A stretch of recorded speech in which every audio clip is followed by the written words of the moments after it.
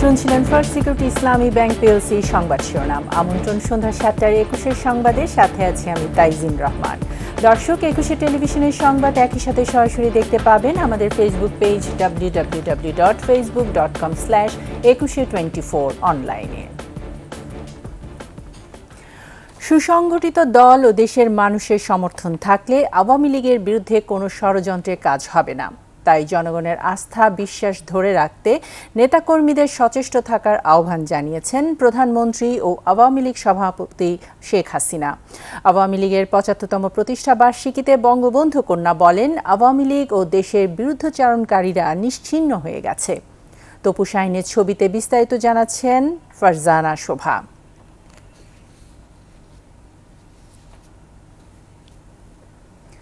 দর্শক, আমরা রিপোর্টটির জন্য অপেক্ষা করছি।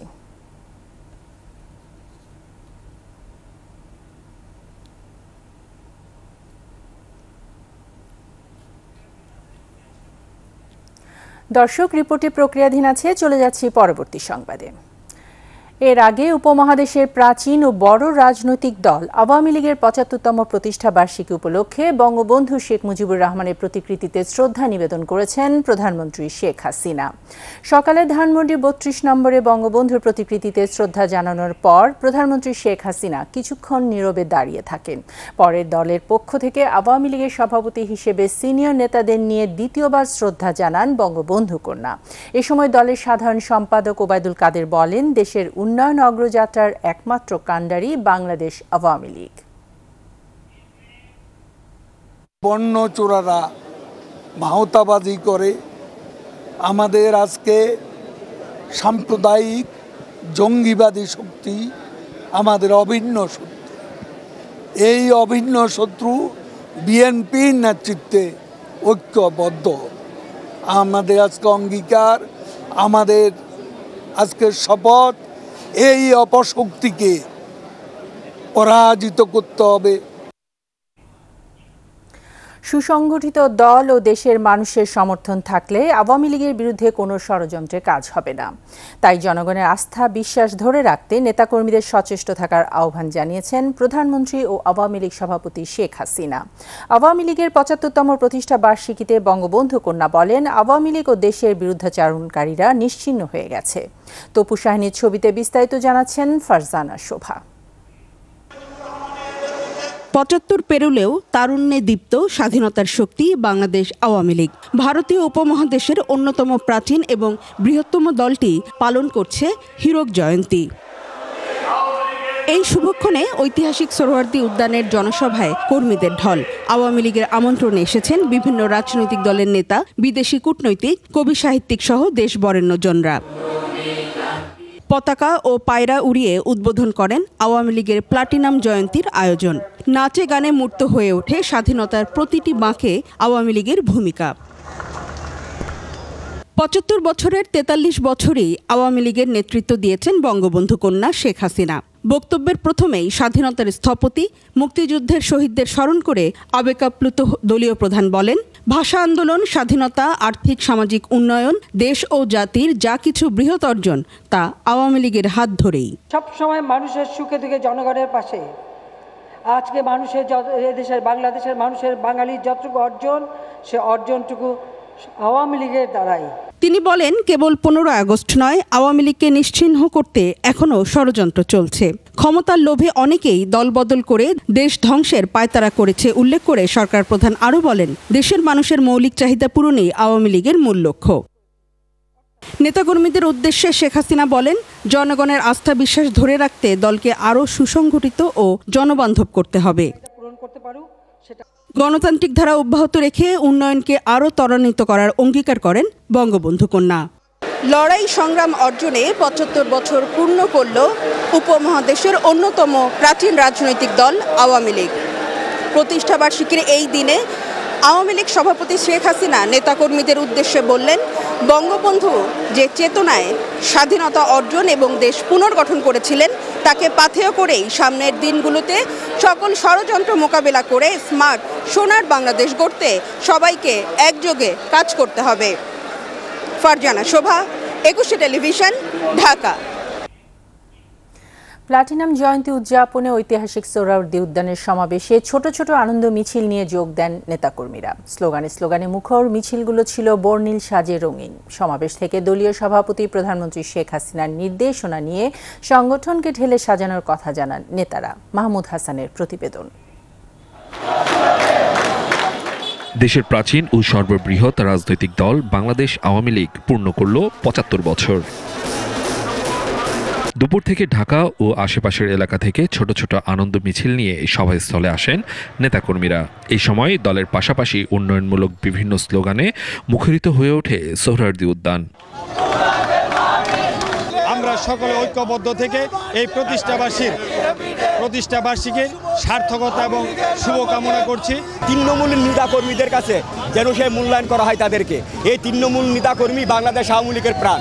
আমাদের নেত্রী একটা শক্তিশালী দল হিসাবে প্রকাশ করেছেন এবং ওনার নেতৃত্বে আমরা সবাই ঐক্যবদ্ধ। সারা বাংলাদেশে 18 কোটি লোক আমরা ঐক্যবদ্ধ। বিভিন্ন ইউনিটের নেতাকর্মীরা রং বেরঙের টি শার্ট ও ক্যাপ পরে যোগ দেন সমাবেশে। মিছিলে ছিল নানা রঙের বাদ্যযন্ত্রের ঝংকার। এই আওয়ামী লীগ নেতাকর্মীদেরকে জনগণের পাশে দাঁড়ানোর জন্য নির্দেশনা দেবেন। আগামীর বাংলাদেশ হবে অসাম্প্রদায়িক বাংলাদেশ এবং আগামীর বাংলাদেশ হবে উন্নত বাংলাদেশ। প্রধানমন্ত্রী জননেত্রী শেখ হাসিনা যে নির্দেশনা দিবে আমরা ওই নির্দেশনা অনুযায়ী আমাদের সংগঠন পরিচালনা করব। ভেদাভেদ ভুলে দেশের উন্নয়নে কাজ করার প্রত্যয় ছিল সবার কণ্ঠে। মাহমুদ হাসান, ২১ টেলিভিশন, ঢাকা।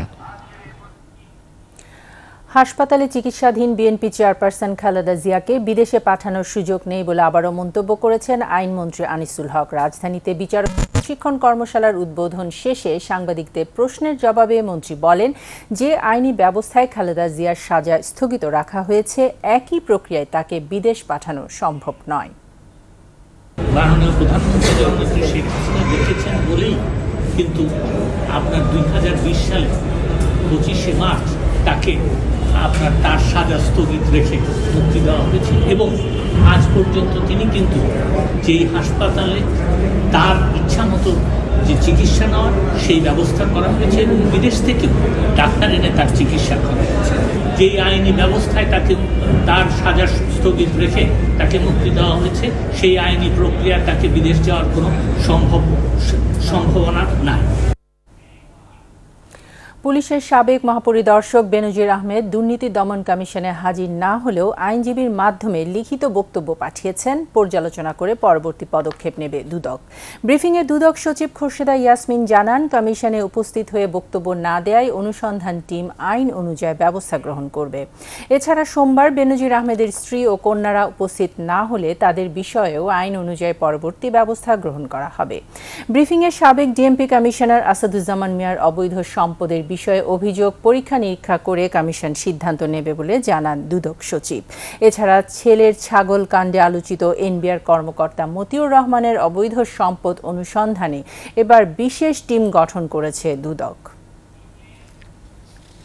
পুলিশের সাবেক আইজিপি জনাব বেনজির আহমেদের তার বক্তব্য প্রদানের জন্য আজকে 23 জুন বর্ধিত তারিখ নির্ধারিত ছিল। তো আজ এখন পর্যন্ত তিনি উপস্থিত হননি। তিনি অবশ্য আমাদের কাছে একটি লিখিত বক্তব্য পাঠিয়েছেন সে তার আইনজীবীর মাধ্যমে। সেই বক্তব্যে অবশ্য আমাদের তারিখ বর্ধিতকরণের বিষয়ে কোনো কিছু লিখেননি। সেখানে মেইনলি তার এবং তার স্ত্রী কন্যাদের দুর্নীতির মাধ্যমে সম্পদ অর্জন করার সংক্রান্ত বিষয়ে তার অবস্থানটা আসলে বর্ণনা করেছেন। নিচ্ছি সংবাদ বিরতির পর যা থাকবে। সিলেট সুনামগঞ্জে কমছে পানি, বাড়ছে ভোগান্তি, সহায় সম্বল হারিয়ে দিশেহারা বানভাসী মানুষ। আবার আমন্ত্রণ সন্ধ্যা 7টার 21 সংবাদে। বাংলাদেশ সেনাবাহিনীর প্রধান হিসেবে দায়িত্ব নিলেন জেনারেল ওয়াকারুজ্জামান। বিদায়ী সেনা প্রধান জেনারেল এস.এম. শফিউদ্দিন আহমেদের স্থলাভিষিক্ত হলেন ওয়াকারুজ্জামান। দুপুরে সেনা সদর দপ্তরে বিদায়ী সেনা প্রধান জেনারেল এস.এম. শফিউদ্দিন আহমেদ নতুন সেনাপ্রধানকে দায়িত্ব বুঝিয়ে দেন। পরে সামরিক রীতিতে ফুল সজ্জিত গাড়িতে শ্রদ্ধা আর ভালোবাসায় বিদায় জানানো হয় জেনারেল এসএম শফিউদ্দিন আহমেদকে। এরপর গণমাধ্যম কর্মীদের সাথে মতবিনিময় করেন নতুন সেনাপ্রধান। বলেন, রোহিঙ্গা ইস্যু ছাড়া মিয়ানমারের সাথে আর কোনো সমস্যা নেই, শান্তিপূর্ণ উপায়ে সব সংকট সমাধান করা হবে, এমন আশাবাদ নতুন সেনাপ্রধান জেনারেল ওয়াকারুজ্জামানের।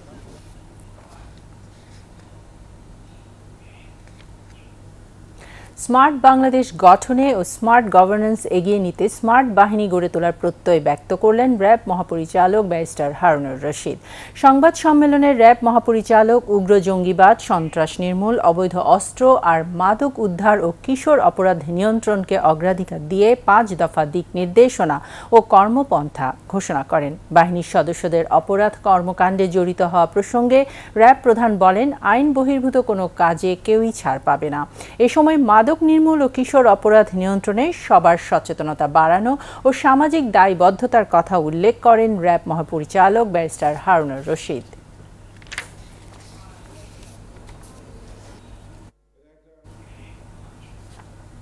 পানি নামলেও কমছে না সিলেটের বানভাসী মানুষের দুর্ভোগ। 720টি আশ্রয় কেন্দ্রে 25,000 পরিবার এখনো বাড়ি ফেরার অপেক্ষায়। সিলেট সিটি মেয়র বললেন, নগরের ছড়া ও খাল উদ্ধারে জিরো টলারেন্স নীতি গ্রহণ করা হবে। এদিকে সুনামগঞ্জেও কমতে শুরু করেছে নদ নদীর পানি, তবে বেড়েছে ভোগান্তি। একই চিত্র উত্তরাঞ্চলেও। প্রতিনিধিদের তথ্য ও ছবিতে মাসুম আলিসার প্রতিবেদন।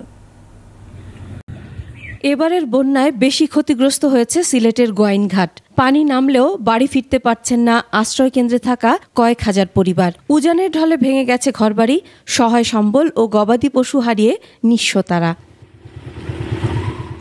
প্রতি বছরই বন্যায় কবলিত এসব মানুষ এখন দিশেহারা। অন্যদিকে পানিবন্দী মানুষ দিন যাপন করছেন অনাহারে, অর্ধাহারে। তুলা নাই, কিছুই নাই, কি করব? অনাহারে আছি, সেই চিরা পানি কায়া। এমন অবস্থা যে ঘরের ভিতরে তারা প্রবেশের বা থাকার কোনো পরিবেশ নাই। এসব মানুষের দুর্ভোগের কথা স্বীকার করে জনপ্রতিনিধিরা জানান, যে ত্রাণ দেয়া হচ্ছে সেটি অপ্রতুল। তবে আশ্রয়ে থাকা লোকজন রান্না করা খাবার পাচ্ছেন। ডিসি অফিসের মাধ্যমে প্রথম দিনই রান্না করা খাবার আমরা বিতরণ করি আমাদের আশ্রয়গুলোতে। প্রশাসন বলছে সিলেটে এখনো পানিবন্দী 10 লাখ মানুষ। এছাড়া কুশিয়ারা নদীর 4টি পয়েন্টে পানি বিপদসীমার উপর দিয়ে প্রবাহিত হচ্ছে। এদিকে সিলেট সিটি মেয়র বলেন, পানি নেমে গেলে সিলেট বাঁচাও, নগর বাঁচাও কর্মসূচি নিয়ে ছড়া ও খাল উদ্ধারে কার্যক্রম শুরু হবে। যেখান থেকে উৎপত্তি হয়েছে সেখান থেকে সমস্ত ছড়া উদ্ধার, খনন সহ আমরা সুরমা নদী নিয়ে যাই, সুরমা নদী খনন। এবং খালি সিটি এলাকা, সিটি কর্পোরেশন এলাকা খনন করলে হবে না, এটাকে উৎপত্তি যেখান থেকে হয়েছে সব এলাকায় করতে হবে। অপরদিকে সুনামগঞ্জে দ্রুত কমছে নদ নদীর পানি। পরিস্থিতির উন্নতি হলেও বাড়ছে ভোগান্তি। অনেকের বাড়িঘর ক্ষতিগ্রস্ত হয়েছে, ভেসে গেছে গোলার ধান, হাঁস মুরগির খামার ও পুকুরের মাছ। এদিকে পানি কমতে থাকায় অনেকেই ঘরবাড়ি মেরামতের জন্য কাজ শুরু করেছেন। রয়েছে প্রান্তিক মানুষের খাবার ও বিশুদ্ধ পানির সংকট। আমাদের ঘরবাড়ি, গবাদি পশু পাখি অনেক কিছু মারা গেছে। তারপর আমাদের কিছু লোক এইখানে ত্রাণও পাচ্ছে না, বিশুদ্ধ পানিও পাচ্ছে না। আমার আট আছিল 40টা, 800 গেছে কি বেশি। তারপরে মুরগি, ময়রা টয়রা সব শেষ। পানি উন্নয়ন বোর্ড বলছে, ইতিমধ্যে নিম্নাঞ্চল থেকে পানি সরতে শুরু করেছে। আগামী 24 ঘন্টার মধ্যে সুনামগঞ্জে বন্যা পরিস্থিতি স্বাভাবিক হবে। বন্যা পরিস্থিতি উন্নতি হচ্ছে এবং যেসব জায়গায় পানি ঢুকে গেছিল সেগুলো নামতে শুরু করেছে। আমরা আশা করতেছি আগামী 24 ঘন্টার ভিতরে সুনামগঞ্জের বন্যা পরিস্থিতি স্বাভাবিক হবে। কাজকর্ম না থাকায় মানবেতর জীবনযাপন করছেন বন্যা কবলিত এলাকার মানুষ। কুড়িগ্রামে ধীর গতিতে নামছে নদ নদীর পানি। বন্যা পরিস্থিতির কিছুটা উন্নতি হলেও চর, দ্বীপচর ও নিম্নাঞ্চলের বাড়িঘরে পানি জমে থাকা ও কাঁচা পাকা সড়ক তলিয়ে যাওয়ায় দুর্ভোগে বানভাসীরা। মাসুম আলিসা, 21 টেলিভিশন।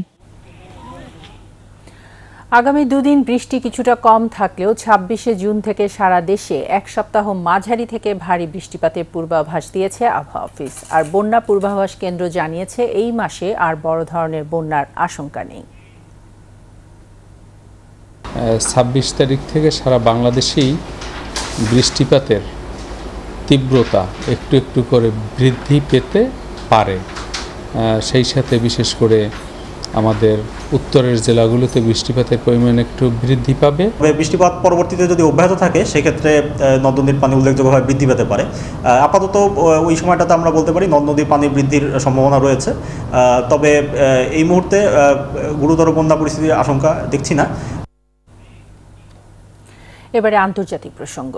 ফিলিস্তিনিদের উপর বর্বরতার নতুন দৃষ্টান্ত সৃষ্টি করল ইসরায়েলি বাহিনী। পশ্চিম তীরের জেনিন শহরে আহত এক ফিলিস্তিনিকে গাড়ির সামনে বেঁধে অভিযান চালায় তারা। সামাজিক যোগাযোগ মাধ্যমে ছড়িয়ে পড়া ওই ভিডিওতে দেখা যায় স্থানীয় মুজাহিদ আজমিকে রক্তাক্ত অবস্থায় জিপের হুডের সঙ্গে বেঁধে নিয়ে যাচ্ছে ইসরায়েলি সেনারা। গাড়ির পাশে দুটি অ্যাম্বুলেন্সও দেখা গেছে। বিভিন্ন সংবাদ মাধ্যমে এই নিয়ে খবর প্রচারের পর বিবৃতি দেয় ইসরায়েলের প্রতিরক্ষা বাহিনী IDF। জানায় ভিডিওতে তাদের বাহিনীর আচরণ মূল্যবোধের সঙ্গে সঙ্গতিপূর্ণ নয়, প্রোটোকল লঙ্ঘন করেছে তারা। ঘটনা তদন্ত করে সে অনুযায়ী ব্যবস্থা নেওয়া হবে বলেও জানায় IDF। আহত ব্যক্তিকে পরে রেড ক্রিসেন্টের তত্ত্বাবধানে চিকিৎসা দেওয়া হয়। শেষ করছি সন্ধ্যা 7:21 সংবাদ। যাওয়ার আগে ফার্স্ট সিকিউরিটি ইসলামী ব্যাংক PLC সংবাদ শিরোনামগুলো জানিয়ে দিচ্ছি আরও একবার। মানুষের মৌলিক চাহিদা পূরণে আওয়ামী লীগের লক্ষ্য বললেন প্রধানমন্ত্রী। জনগণের সমর্থন থাকলে ষড়যন্ত্রের কাজ হবে না। বেনজিরের বিরুদ্ধে ব্যবস্থা নেবে দুদক। আসাদুজ্জামানের বিষয়ে সিদ্ধান্ত হয়নি। মতিউরের সম্পদ অনুসন্ধানে বিশেষ টিম। সুপার 8-এ আফগানিস্তানের চমক। অস্ট্রেলিয়ার হারে জিয়ে রাখল বাংলাদেশের ক্ষীণ সম্ভাবনা।